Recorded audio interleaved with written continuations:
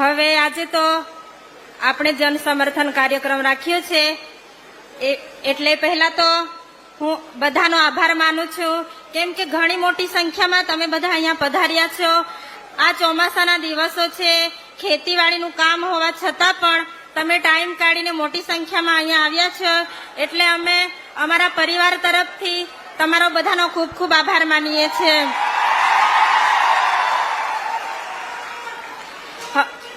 હવે આજનો ખાસ મેસેજ છે કે ગઈકાલે જ્યારે અમે વડોદરા ગયા હતા અને જેલનો કાયદો હોય છે કે અઠવાડિયામાં એક વખત મુલાકાત કરવાનો હોય છે, પરંતુ મુલાકાત માટે નથી ગયા અને વિડીયો કોલથી વાત કરી છે.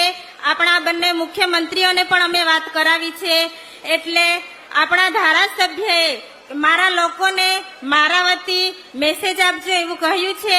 એટલે હું તમને જે મેસેજ આપવા કીધો છે તે હું તમને અહીંયાથી વાંચી સંભળાવું છું, તો તમે બધા ધ્યાનથી સાંભળજો. અને આપણા જે સમર્થનમાં સ્ટેજ પર બિરાજમાન મહાનુભાવો પણ પોતાનો ટાઈમ કાઢીને આવ્યા છે, એટલે એમનો પણ આપણે હૃદયપૂર્વક આભાર માનીએ છીએ. એટલે બધા આપણે તાળીઓથી વધાવી લઈએ.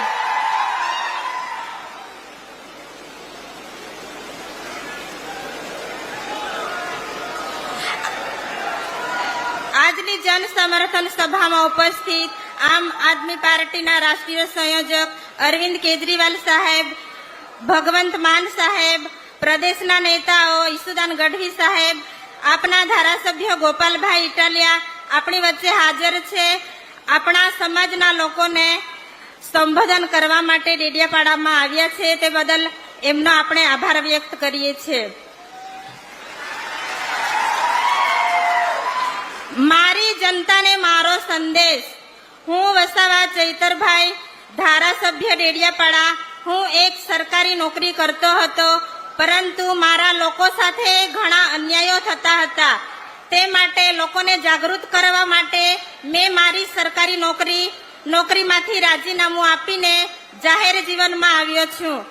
ત્યાર પછી 2 ટર્મથી જિલ્લા પંચાયતની સીટ પર લોકોના ખૂબ સારા કામ કર્યા છે, અને ત્યાર પછી લોકોએ મારી સ્વીકાર કરી લીધી અને આગળ ધારાસભ્યની સીટ લડ્યા પછી તેમાં પણ લોકોએ મને ખૂબ સારો સાથ સહકાર આપ્યો છે અને ધારાસભ્યની સીટ જીત્યા છે.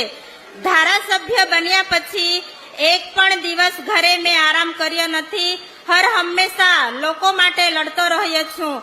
મારા લોકો સાથે સરકાર ખૂબ મોટા અન્યાય કરી રહી છે, તેની સામે મેં બાયો ચઢાવીને લડત આપી છે. તે સરકારને ગમતું નથી, એટલે મારી પર ખોટા કેસ કરીને મને ફસાવવામાં આવ્યો છે.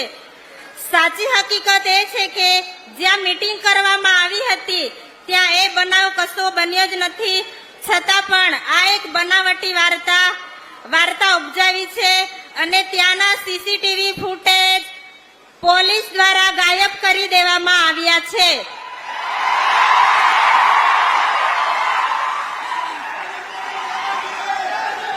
અને એફઆઈઆર લખાવવા માટે હું પોલીસ સ્ટેશનમાં જાઉં છું, ત્યાં મને 2 થી 3 કલાક બેસાડી રાખવામાં આવે છે.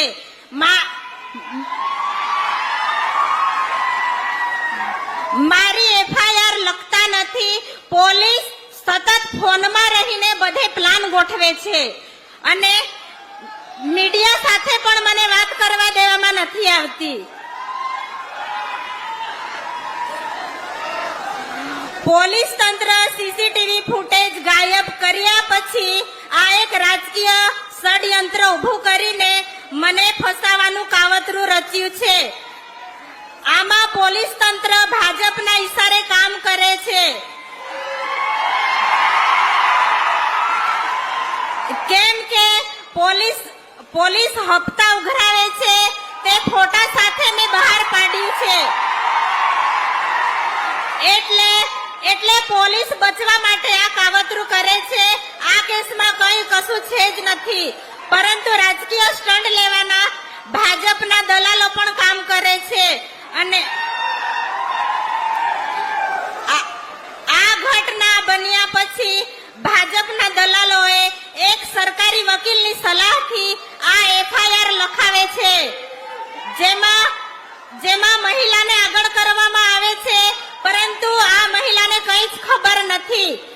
અને મારી જનતાને હું પૂછવા માંગુ છું કે આ કેસમાં કોનો હાથ વધારે છે, તમે નામ જાણવા માંગો છો? આ કેસમાં પ્રશાંત સુંભે છે, જે આપણા કેસને વધારે લાંબુ કરે છે, ભાજપના ઈશારે કામ કરે છે. તો એમના પર કાયદેસરની કાર્યવાહી થવી જોઈએ. મારી જનતાનો અવાજ છે, કાયદેસરની કાર્યવાહી થવી જોઈએ, કેમ કે આદિવાસીનો અવાજ દબાવવાનો એક પ્રયત્ન છે. પ્રશાંત સુંબે પર કાયદેસરની કાર્યવાહી થવી જોઈએ.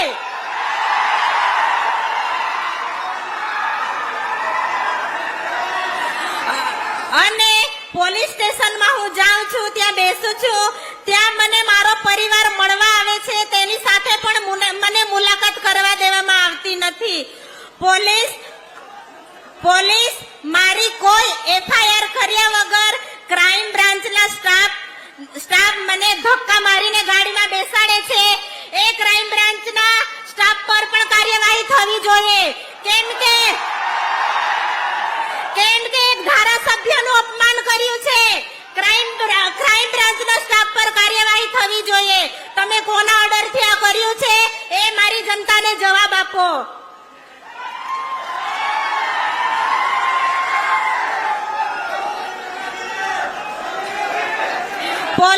પોલીસે સીસીટીવી તમે કોના ઓર્ડરથી આ કર્યું છે, એ મારી જનતાને જવાબ આપો.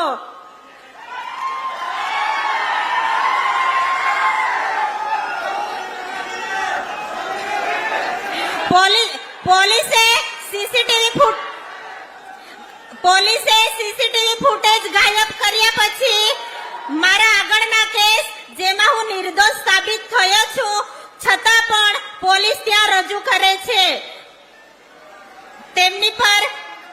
તેમની પર પણ કાર્યવાહી થવી જોઈએ. હું ધારાસભ્યમાં ચૂંટાયા પછી સડકથી સદન સુધીના સરકાર સામે અવાજ ઉઠાવ્યો છે. મારી જનતાની ચિંતા કરી એટલે હું મારી જનતાની ચિંતા કરું છું, એટલે આ ભાજપ સરકારને ગમતું નથી. અને ભાજપના બધા કૌભાંડો બહાર પાડ્યા છે. હાલ તાજેતરમાં 2500 કરોડનું મનરેગાનું કૌભાંડ જે બચુ ખાબડના બંને દીકરાઓએ કરી હતું, તે લોકો હાલ અત્યારે જામીન મળ્યા છે ને જેલની બહાર છે. અને જે કૌભાંડ બહાર કાઢનાર છે તે અત્યારે જેલની અંદર છે. તો આ રાજકીય ષડયંત્ર છે કે નથી? આ એક રાજકીય ષડયંત્ર છે.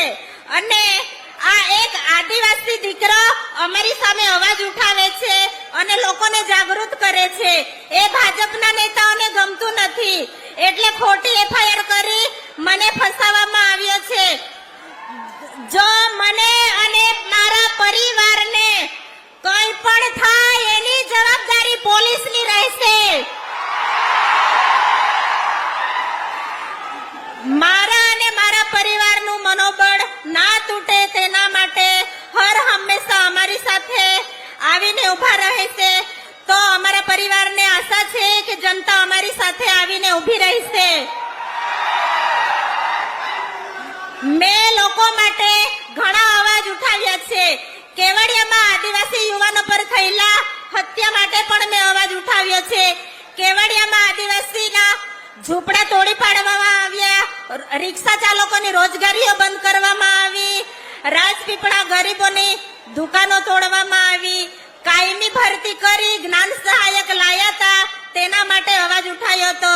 સરકારી દવાખાનાઓમાં પૂરતા સાધનો નથી, સ્ટાફ નથી, વિદ્યાર્થીઓની સ્કોલરશીપ બંધ કરી દેવામાં આવી હતી, તે પણ સરકાર સામે અવાજ ઉઠાવીને ચાલુ કરાવી છે.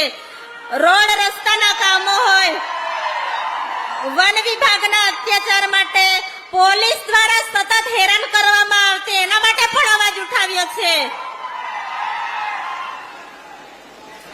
ખેડૂતોના સિંચાઈ માટે અવાજ ઉઠાવ્યો છે. ખાણ ખનીજના માફિયાઓ માટે પણ અવાજ ઉઠાવ્યો છે. નકલી કચેરીઓના કૌભાંડ માટે પણ અવાજ ઉઠાવ્યો આવ્યો છે. હવે ભાજપના લોકો કહે છે કે ધારાસભ્ય બન્યા પછી શું કામ કર્યું છે, તો સાંભળો કે ડેડિયાપાડા અને સાગબારામાં પહેલા 8 કરોડ અને 43 લાખના રોડ રસ્તાનું કામ મંજૂર કરાવ્યું હતું ધારાસભ્યએ, અને ત્યાર પછી 15 કરોડ 40 લાખના રોડનું કામ કરાવ્યું છે. એટલે આ ધારાસભ્યનું કામ બોલે છે. હવે આજે દુઃખનો સમય છે. તમે અમારી સાથે ઘણી મોટી સંખ્યામાં ઘણે દૂર દૂરથી બધા આવ્યા છો. તમારો બધાનો આભાર માનીએ છીએ. અને ધારાસભ્યએ બધાને યાદ આપી છે અને કહ્યું છે કે જ્યારે જ્યારે મારા પરિવારને જનતાની જરૂર પડે તો તમે સુખ દુઃખમાં પણ અમારા પરિવાર સાથે આવીને ઉભા રહેજો, એવી રીતે મેસેજ આપવા કીધો છે. અને જે પણ મીડિયા મિત્રોએ આપણા ફેવરમાં જે ચેનલોએ ચલાવ્યું છે, લોકો સુધી સાચી હકીકત પહોંચાડી છે, મીડિયા મિત્રોનો પણ અમે આભાર માનીએ છીએ. અને લોકો અમારી સાથે હર હંમેશા આવીને ઉભા રહેશે એવી અમે આશા રાખીએ છીએ. આભાર. જય આદિવાસી.